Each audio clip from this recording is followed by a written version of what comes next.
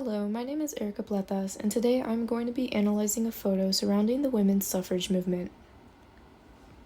To begin, women's suffrage is defined as women's right to vote. The ability for women to vote was not granted until the 19th Amendment, which was passed by Congress on June 4, 1919, and ratified on August 18, 1920.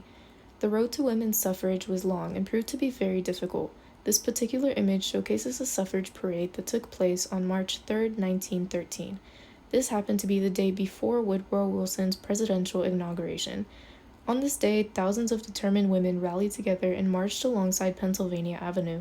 It was no coincidence that it happened to be the same route the inaugural parade would take the following day. The Women's Suffrage Parade of 1913 was led by Alice Paul and the National American Women's Suffrage Association.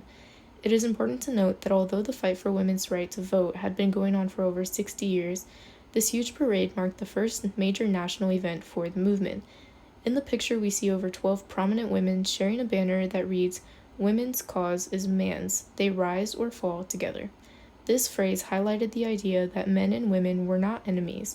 They were all citizens who wanted their voices to be heard and considered in important political conversations. There is no reason women should not have the right to vote if the goal for every U.S. citizen is to be treated equally. The banner supports the idea that men and women can make a common cause and work together instead of ignoring or treating some as if they were less than. The message on the banner serves to effectively persuade men to reach a common ground, or at the very least, cease from seeing women as the enemy. This march was one of many efforts made by notable women who refused to be ignored by the men in this country. Thank you so much for listening.